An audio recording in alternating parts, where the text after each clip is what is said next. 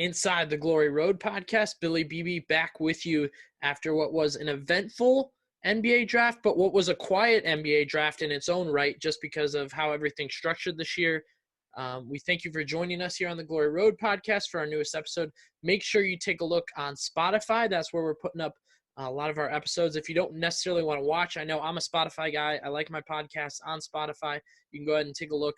The Glory Road podcast on there. And then YouTube, it's under my name, Billy Beebe, or the Glory Road podcast there too. That'll give you more highlights and some extra graphics and things like that. Back with me for a second time around. He was with me for our mock draft, Dan Galinsky. Dan, welcome on in. I appreciate it. And we got some things right and we got some things wrong in that draft. Yeah, seems like that's pretty much how it went. Happy to hop on with you. All right. Stan and I are going to grade those picks tonight. We're going to take a look at what our report card is for teams like Cleveland. Obviously, we're going to go Cavs at some points, but I think some teams like some contenders, Philadelphia, I think will get some good grades from me. We'll see what Dan thinks. And then a couple other picks that we had our eye on before. Again, go back. The mock draft is worth a listen just because of the opinions we gave. Dan, I know you agree. I mean, it's always fun to go back and kind of think, oh, man, what happened there? Or, what were we thinking? What is the teams thinking as they move on from there? Let's start, Dan, with the number one overall pick. I think a lot of people thought it'd be LaMelo. National outlets thought it was LaMelo, but it ends up being Anthony Edwards out of Georgia. A Deion Waiters comparison, a Dwayne Wade comparison. It's really up in the air. My personal opinion, I picked them to take Anthony Edwards. I thought it was a better fit. I thought it allowed them a little more depth and didn't confuse things as much just because you go Russell, point guard, Anthony Edwards, shooting guard, and then you have the rest of your lineup. I'm going to go A-. I like the pick. I know there's some questions. That's the only reason it's not an A+ for me. I know there's some questions there with Anthony Edwards, but I'm going to go A- because I like the fit. And, let's say he's not good this year, Dan. They're going to keep their pick for next year, which is top 3 protected. The Warriors have it if it's not in the top 3. So I like it. A- for me. Your thoughts and your grade. Yeah, those are all good points. I think I'll probably go with a B+. I like the fit. I wouldn't have preferred that for them to have LaMelo. Similar reasons to you. But to me, I think defensively, I have a lot of question marks about him. But for them, they have a lot of firepower with him slotted in at that 2, a good amount. And I think for them, you look at it could be pretty dynamic between him and Russell at the 1-2 for a good amount of the game going forward. So he's got a lot of upside, but kind of some character question marks, kind of work ethic / desire.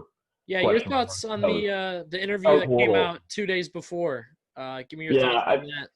It was. I mean, I don't know. There was a little bit of context needed for it, but I think that's something you don't really love hearing, frankly. But I think kind of if he gets with Cat, I think they could kind of iron that out. But I think B+ is pretty fair. Yeah, and my final thought on that is sometimes I think the teams that are young, I don't know. I think it's cooler. There's no weird veterans. What I like about that is it's a young team overall. And I think not all the time is that seen as a good thing, but for me, I think that's cool. I think you have Russell and Cat who are going to hit their primes. And then I think Edwards, honestly, everybody needs their vet when they come into the league, but I don't think they care. I think Edwards would rather kind of be rolling with his guys. If that's what he'd rather do. And same with like Culver and some other young Malik Beasley. That's just a hodgepodge of younger guys. So I think that's going to be fun. Let's move to the next pick we're doing here.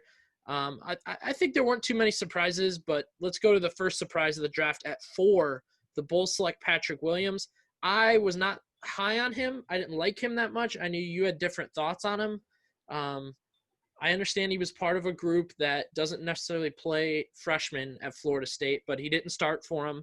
His number is obviously low because of that, but he's seen as a defensive prospect, again, with a shot to get better, a PJ Tucker kind. But I'm gonna give this a C plus. I really didn't like the pick. I thought the Bulls needed to kind of swing a little more. I think the coaching change is gonna be big for them, but they could have went bigger. They could have went better than Patrick Williams. That's where I'm at. So for me, a C plus for the Bulls. Yeah, there's a lot of people that seem pretty skeptical. It seems like I've seen some that are really high on him. I'm going to go with a B minus. Looking back, I think for him, it's a good spot for him to land at. I think they have a good kind of core they're building there, but the only issue is he a 3? Is he a 4? Where does he fit in best? Right. As you said, it was. I mean, it was kind of that's how Florida State does their platoon stuff. But the problem is with him, what kind of offensive upside is he having looking onward? But I think he's a ready-made defender. I think that's kind of where I've seen some comps, like there's some things he's more of a 3-and-D, more of a small ball 4. It's kind of hard to tell. I think he's got kind of untapped playmaking potential. But I think B minus for now. Just it'll take some time, and I'm kind of with you there. They definitely could have taken a couple swings instead. All right, so I go C plus. Dan goes B minus for Patrick Williams at 4 to the Bulls. Let's drop ahead a little bit. Not much though. Dan at 6 with the Hawks. They take Onyeka Okongwu. He made light little waves because he was hurt, and they said he might not be able to play right away, and yet the Hawks go for him. Again, I'm gonna go C plus. I don't like this pick again because the Hawks already have Clint Capella, and I think that's where you're at on that. Is they wanted better talent, so they traded for Clint Capella. He's locked down for 3 more years on big money, and they're feeling that hurt right now because they want to upgrade their talent, but that money's poured into him. I think Okongwu, in my eyes, would play a similar style as Capella, maybe a bit more on offense, but overall, I think they already have Onyeka Okongwu in Clint Capella, so I'm going to go C+. And if you want to attack the injury on, I think I could go to a C. But your thoughts on Onyeka Okongwu? I think for that, I'm going to go with a B+, just because, again, it's a reasonable point about Capella and what's tied into him there. But I just think for them, they're a team that's looking to make a push. I think they're not. I don't think they're too far away. Just factoring in the young wings they have. I think for him, it might limit his upside in that spot, but I think he's a guy that you can put in at the backup 5. And I think for them, what they were thinking is he's more of a guy they can probably put in closing lineups. He offers you more offensively on ball. Capella's pretty limited there. He's kind of in that dunker spot. But I just think with his switchability defensively, I think he could, over time, honestly make Capella kind of like a movable piece for them. Just because Capella's had some injury issues. I think this minor thing isn't too big of a deal. I think there was reports saying it'd be like 1 to 3 weeks. Should be ready for day one. So I think for them, I'm going to go with the B+. All right, so I went C+ again. Dan went B+ with Onyeka Okongwu going to the Hawks. Let's drop a little bit, Dan. You know what? I'm gonna skip the Knicks because I think Obi is kind of a win for them overall. We don't really need to grade that. I think a lot of people know what it was. Let's go all the way to 12. The Kings, who were set to get Pogoshevsky. I'll never get that. Yeah, Tyrese Halliburton, who a lot of people immediately noted as a steal for them. And we both had him in our top 10 and had him at fits with the Knicks or the Pistons. A smart point guard, a guy that reads the floor well and makes the right play. Still going to need some shooting. And I believe it's his ball handling that people are really concerned about. They don't necessarily see him as a shot creator yet or even that much of a ball mover. Still, I think they got a nice jump on it. I'm going to give him a B+. The only reason I'm not in the A range, Dan, is you just paid your point guard of the future. They just paid De'Aaron Fox. I don't really understand the move besides the fact that you added depth. And I think it's going to be tough for him not to be a starter and not to get his kicks and go through his downfalls they're going to feel pressure to play De'Aaron Fox 40, 3 minutes or 40 minutes in a game, rather than give Halliburton his minutes and let him make mistakes? Well, I'll go A- just because I like Halliburton's all-around game. I think he'll play a good amount of minutes with Fox. He can play the combo guard, or is more of a combo guard, can play 1 and 2. And he's probably not – he's going to struggle in terms of shot creation, as you alluded to, but he's a really good pick-and-roll guy. Fox he's a little bit up and down with his shot off the catch, but I think it's a good dynamic for them, kind of eases the burden on Fox. I think it kind of allows him to probably be more durable looking onward too, because they're both kind of thin, but just a really heady defender. That's a good defensive backcourt they can put out there a lot. And I just think the Buddy Hield rumors, I think that's kind of what they were looking at there. He seems kind of disgruntled and kind of wants to be moved. So I like the value there. He's a guy I wouldn't have passed up either. Okay, so B+ for me, A- for Dan on Tyrese Halliburton to the Sacramento Kings, who might have finally made a good draft pick there. Let's drop to 15 now, Dan. My guy, the guy in one of the guys that I picked in the What the Hell Happened group.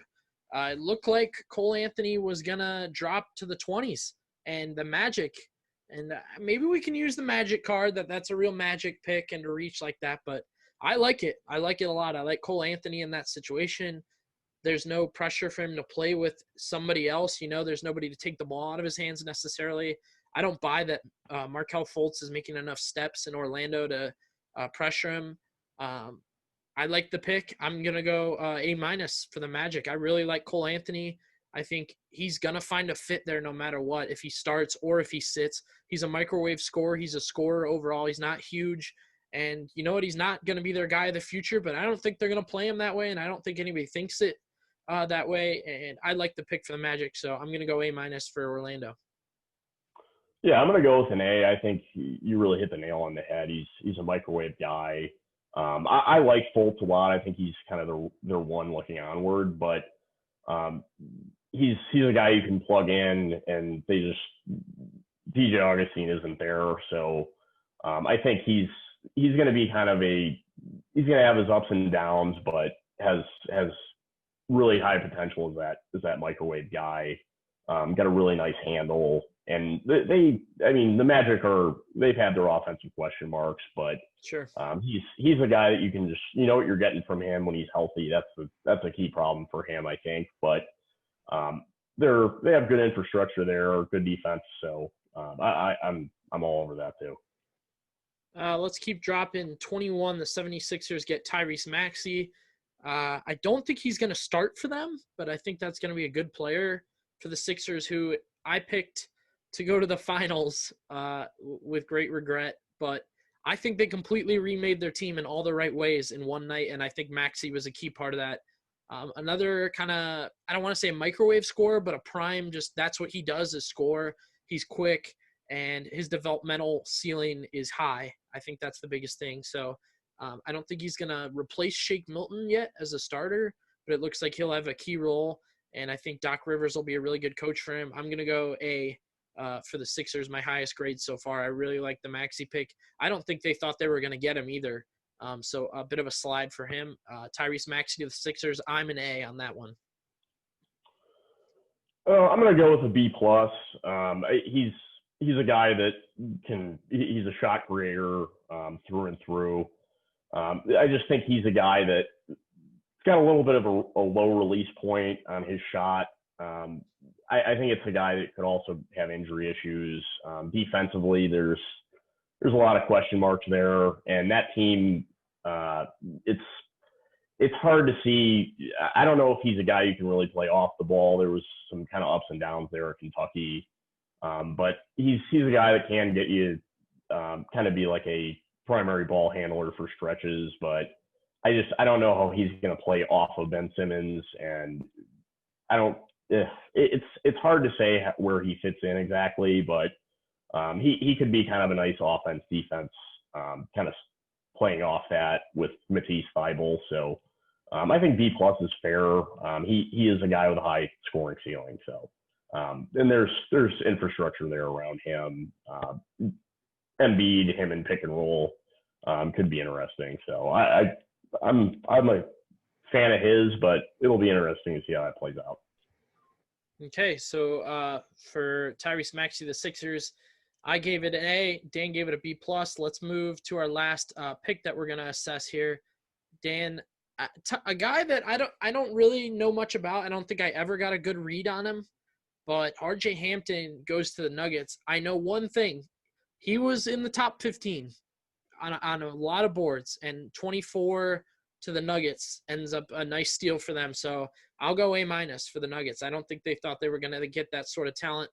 And now it follows a pattern, right? So nobody was taking Porter Jr. and they got him. Jokic, I believe, is a second rounder or late first rounder. They got him. Technically, they drafted Rudy Gobert at the end of the first round. And so, they're bringing guys in over and over again late. And I think they might have gotten it again in RJ Hampton, who, again, play-wise and career-wise, I don't know the most about, but I do know he was in a lot of top 15 picks.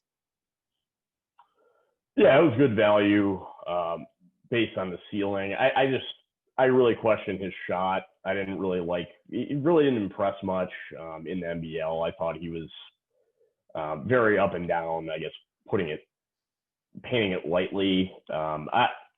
He's a good defender against guards.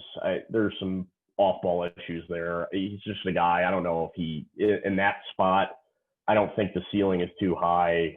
He's a guy I think that's eventually going to have to be moved. I don't see him really as a factor in that rotation. Just offensively, again, the shot is a real question mark. I don't know what he can do if he doesn't have the ball in his hands, which he's going to have to make plays. And in that spot, I don't love it. I'm going to go with a C plus. Interesting. All right, good insight there from Dan. I gave it an A. Might be looking foolish as Dan, who's done a little more research on Hampton, gives it a C plus. Dan, before we go to our Cavs corner, if you can, give me your team. I'll give mine first. Give me your team that won the draft. Was definitely like the A plus team of the draft. Really liked what they did. And we can include the second round in that. So if there's a team that really stuck out for you. For me, I'm unfortunately going to have to say the Dubs. James Wiseman was supposed to go 1 this year. He got pegged that a year and a half ago. So them getting basically the number 1 consensus guy from a year ago, I really like that for them. He's going to fit whatever you want to say with the Clay situation, fine. If not, they're going to lean on him more.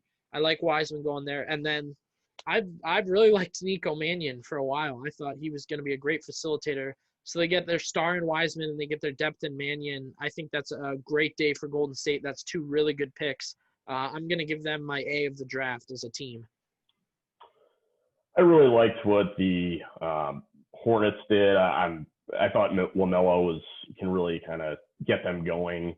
We'll have to see exactly what plays out with the Gordon Hayward stuff. Yeah. There's still some kind of cat minutiae to figure out there, but I think they will. But I really like Grant Riller, the second round. He can be a good shot creator for them, kind of a 3-level scorer, that kind of bench type, just kind of closing 3-yard lineup stretches guy, high-level shooter. I like him a lot. And I honestly liked what Vernon Carey brought at Duke. I didn't think he got enough minutes in the early. Vernon Carey Jr., he's just your classic roller, but really polished post player. I think in that kind of situation, rolling with Gordon Hayward and LaMelo, I think he'll be really efficient for them. I like what they did. I'll give them an 8. Good stuff there. Recapping the NBA draft. You can also go back, watch Dan and I's mock draft. I'll have more content coming out soon. Until then, let's switch to our Cavs corner. Let's focus primarily in Cleveland. That is Dan and I's kind of focus. Before we start, let's tell you, check out kingjamesgospel.com as a part of Fansided. Dan and I have articles coming out all the time. I'm making it sound like evens here. Dan's the editor. He's the head honcho around there. So he's the guy checking all this stuff out right now. I got a story coming out on Isaac Okoro. the ways they can use him on offense, which we'll get to Okoro here in a second. A lot of good Cavs content. We got a great team coming out with a lot of good stories. Dan, I know you did stories on JaVale McGee. I'm guessing you got a Delhi article coming out. I'm a fan of Delhi, and I think he's just going to end up being a mentorship role type guy. So not going to be an every game player nearly. I like the signing of him and Dotson. I think Dotson's really a nice shooter that they grabbed today. I think he's making 2 years for $4 million. So okay, I was a fan of those two. Delhi's mainly kind of that culture, locker room kind of 2016 championship guy just being there. All right. I don't think we got to spend too much time on Delhi. Nice to have him back. Fun to have him back. Then there were 2 left from the championship run, just Delhi and Kevin Love. So he's back on a veteran minimum. Like you said, good mentorship. I don't think he has too much to give, but he's a culture guy. And I think it makes guys like Kevin Love and Andre Drummond maybe even just a little more comfortable with a guy that's been there a while. Let's jump to the trade they made last night for JaVale McGee. A lot of confusion there. I couldn't quite sort out. They traded a lot of things at once for JaVale McGee, and there was a lot happening with the Lakers and the Bucks and all that. Let's start here, Dan. Can you break down exactly what happened that we got JaVale McGee? Like everything we gave up, everything we got back, all that. Because I know there's a lot of tools at work there. Yeah, it was essentially McKinney and Jordan Bell, who are now set to be non-guaranteed guys. I think Bell they ended up waiving, but they had to guarantee like $580K of his salary to basically make the matching work. And then they fully guaranteed McKinney, and that was just essentially to do the salary matching to sign Marc Gasol. They had to dip into that or create a trade exception there. Okay. That was pretty much just for the second year of Marc Gasol's deal. They had to have salary matching for that. I think to avoid the hard cap, I think it was what that kind of whole ordeal was for them. And then the Cavs basically had to they just took back McGee, who opted into his $4.2 million this year. It was near matching in that way. So that's pretty much how that shaked out. And basically they pretty much partially guaranteed Jordan Bell for the offseason to trade him. It was pretty much the whole ordeal there. So I guess pour went out for him. It wasn't pretty much he was here for like a shot, or I guess a shot of espresso, whatever the hell you want to call it. But that never really seemed to be too plausible that he'd play that often, because he's more of a small ball 5 that offensively is not much for you. And honestly, if he were in the league 10 years ago, it would probably be like he's like an equivalent of like Joakim Noah, best case scenario. So I don't know what he'll end up playing out with him, but he's basically a free agent again, from what Bobby Marks said. So, but I like the move. I mean, the Cavs pretty much got a 7-foot roller that is on an expiring deal. If you want to flip him again, you can potentially down the road. But well, let me stop you there, Dan. He's going to play for the Cavs. Oh yeah, he will. I'm just saying, it's a nice expiring guy that maybe you deal him, maybe you just let the salary expire. But yeah, he's a nice backup option. I mean, it's about as good as you can get. I mean, they got him for McKinney and Bell. I think it could have been a lot worse. Well, for me, I thought I didn't think that is the guy they'd cut or just be a buyout. Like, I didn't think, but he's going to be the number 2 center on our team this season, it looks like. And like you said, a viable number 2 option, a guy who now has cleaned up his act a little bit. I'm not sure how that's going to work when he arrives, but yeah, we'll obviously he's got the Shaq and the Fool stuff going for him. But, a 3-time champion nonetheless, clearly the respect of the Warriors and the Lakers in their run. So him playing number 2, I think he averaged 6 and 4 last season for the Lakers. He was in back and forth as a starter, kind of. Him and Dwight were figuring that out, but I think he mainly started for that team. So, I mean, not too much to say about the JaVale McGee thing.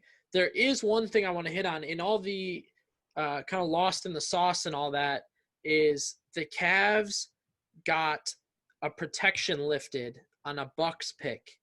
It wasn't part of the deal, but it was, I think is what happened. We basically got them to negotiate it down because the Lakers were doing something. Yeah, I can't remember exactly what that was, but it was essentially. That's what I don't understand is how all the Lakers are a part of it. That's what I don't get. Well, it's our pick from the Bucks that we own, but because we did a trade with the Lakers and the Bucks did something with the Lakers. I know I'm confusing probably everybody more than myself now, but I don't know if you have more in depth on that. A lot happened. Yeah, they just put out a statement earlier. I don't know exactly why. I can't remember what it was with the Lakers' involvement in that, but it was just before they got compensation back, a future two. I think it was 25 to back for in the 2022. They had limited protections on it essentially, and that's now unprotected. That 22. Pick, and then this was just compensation back for them lifting the protection to facilitate the Drew Holiday deal initially from the Bucks, is what Kelsey Russo said today. So I'd have to do more digging on the Lakers aspect there, but yeah, it was a little bit. I guess I'd have to do more digging on that one, but it was sus. It was sus. It was unprotected, or it's now unprotected, so I guess it could be worse. Yeah, so let's jump there, Dan. That's the key. Most people probably wouldn't care, right? It's the Bucks pick. It was top 10. It was lottery, maybe protected. No. Top 10. Top 10, and now it's unprotected completely. Folks, yeah. That's 2022. I think if it was Giannis top is gone, 10 man, and like top 25 to 30, like in that scope, but that's big. Well, if you go unprotected and Giannis leaves this summer, what do the Bucks look like in 2022? Yeah, I think that's what we're all hoping for, is for that to happen at this point. I mean, I feel bad for them if that were the case, given that they're another small market team. That'd be pretty shitty. But for us, selfishly, I definitely take it. Yeah, for the Cavaliers, that first LeBron run, you want to say what they whatever with their picks and whatnot. They made a lot of first-round picks and held on to picks a lot. I think only real time they missed out, I think they traded 08 or 07. I think they weren't even losing big picks. Thankfully, they kept the 1 years down the road. They never traded the Kyrie pick, 11, 12, 13. They kept on to all of them. I know back in that day, you didn't just move picks as much as you could to win, but so keep an eye on that. Definitely Cleveland fans. If Giannis doesn't sign his extension, keep an eye that I know it's 2 years down the road, but you know, two years of rebuilding. I mean, they might still try and compete if they don't have their pick, but I mean, look at times, you know, Brooklyn or Charlotte or Sacramento when they don't own their picks, or Memphis, it doesn't matter. You know, they still stink and their pick goes to Boston. Well, mainly Boston. So they had Sacramento and the Grizzlies pick a lot. So the Cavs have that pick. That's definitely something to watch for. Dan, in Cavs Corner here on the Glory Road podcast. We appreciate everybody tuning in either on Spotify or YouTube. Go ahead and subscribe on either. Let's jump to the big dog, the guy that's got everybody's name. You know, the name coming out of the mouth of the Cavaliers this week was Isaac Okoro. I hoped for him. You hoped for him. We had both done our research on him. We didn't feel like they were going to go with him. That was probably the biggest key. It was going to be Denny or Obi Toppin. But for us, the Cavs get their guy. Our guy, I guess, more than their guy. But, you know, I think they were worried for a minute there. If they didn't take him there, he'd drop. Isaac Okoro, the defensive freshman for Auburn, did a little bit of everything. Again, check out King James Gospel and a full breakdown of that. I'm also going to do a separate podcast for Isaac Okoro, just the media's thoughts. I think there were a couple interesting thoughts from people about kind of where he fits and whatnot. But Dan, the Cavs got their guy, and how excited were you to kind of hear Isaac Okoro's name for the Cavaliers? Yeah, I mean, I was pretty pumped. Just for the last 2 years, somebody that wasn't a guard, kind of a relief in that way. So I just think he's a guy that could impact our team in a number of ways.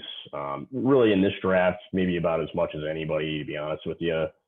I just really like his build, his versatility, and just because with how Colin Sexton, there was a lot of questions of his shot coming out. I just really think that their close relationship should really pay off. And I just think for us, he's a guy that I don't know exactly what his ceiling will be, but he's like Sexton, that he'll near exceed that. So, yeah, I like that. First off, there is a relationship there from some Atlanta, Georgia basketball between Sexton and Okoro. That was a cool picture to see on draft day. Shifting over, Dan, I heard a lot of kind of hate on Kobe Altman from a couple of people because they felt like he had made the safer pick. But if I look back, he had gone with exciting picks, in my opinion. I think he was greenlit to get Sexton. That was his pick. And he took that. So the next year he takes Garland. I think those are the two flashier guys in that draft. And I think right now, even with everything we've seen, I think we'd rather have a Shea Gilgeous-Alexander and Tyler Hero backcourt. Those would have been the safer picks, the buck stops in the middle. This is where they'll be, rather than hoping for upside. This year, Altman goes with, this is where Okoro can be. If we get a little more out of him, fine. But a defensive guy, a guy that drives to the hole, he's going to change free throw percentage. He's going to change the difference driving to the rim, just touch-wise. And then playmaking, yes, he's not a shooter necessarily yet. He only shot 29% in college. But I think we have a guy that dribbles well, that passes well, makes the right decision, and then gets back on defense. I mean, how key is that for a young team that needs the help on both sides? Yeah, he's a guy that's going to be instant energy for you. And I just think he's going to, as you said, he's going to get you at the line. That was something that we really struggled with last year. He's a high-level finisher, and that's not a slight on him for young players. That's a lot of the time an issue. I just really like that he's a guy that, given the Cavs roster's construction and kind of their number of perimeter threats, and also Dylan Windler's going to have, I think, a relatively high usage when he's in there too. It's kind of refreshing to have a guy that can kind of you can kind of throw out there and he's going to create off movement, off cuts, and can play make for others. I think he'll allow Darius Garland specifically to play more off ball, which I think for durability long term for him and Colin, I think that's really going to help the Cavs a lot. Okay, Dan, before we finish up, a lot of good stuff on Isaac Okoro here as we are in our Cavs corner. A lot of good draft stuff overall today. Again, check out the Glory Road podcast. Check out the Glory Road podcast on Spotify. I know I'm a big Spotify listener when it comes to podcasts. I can't stay entertained with the video, so if I can just have music in the background or talking in the background, or go ahead and subscribe. We're going to have a lot of good highlights and a couple mentions and whatnot. Give Dan a follow on Twitter. Give myself a follow on Twitter. And follow King James Gospel for more Cavs content. Dan, let's finish here. I want to talk about next year's draft. Lottery night, the King James Gospel team kind of got a little excited talking about next year, right? I have completely adapted to the point that you can't do that. You have no right to do it because, yes, it's a loaded draft. Picks 1 through, I don't know, I want to say 1 through 10, you can get a really good player. 1 through 5, you can get a really, really good player, especially compared to this year. But you don't know where you're going to land, and that's not worth tanking or getting excited for. Cavs prove it. They were even odds to get number 1 basically for 2 straight years, even really close for 3 straight years with the Nets pick, and they land 9, 5, and 5. Yeah. I think looking to next year, there's a little bit of ignorance in the hope to get 1, 2, or 3.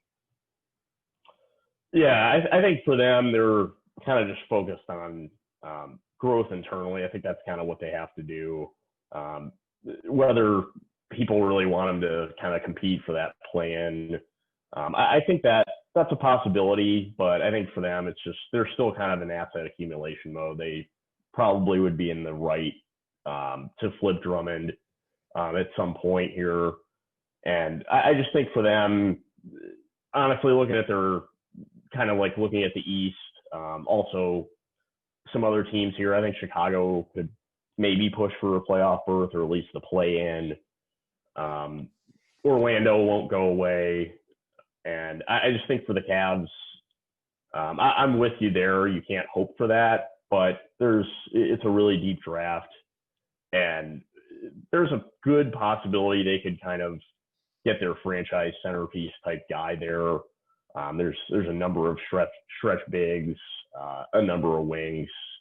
And I just think for them, it's good to have a, I guess, competent head coach in JB Bickerstaff. I think he'll help them a lot, but they're not going to have to tank. There's going to be teams that are a lot better than the Cavs. All right. That's it for us here on the Glory Road podcast. Our draft grades, our Cavs corner, and then what we're looking to ahead with Cleveland and their free agency. More for that. Dan Galinsky, I appreciate you jumping on with us today. And as far as the Glory Road podcast, guys, enjoy this off season as it continues. A lot of good stuff, and stay tuned for more content. Yeah, thanks a lot. Appreciate it.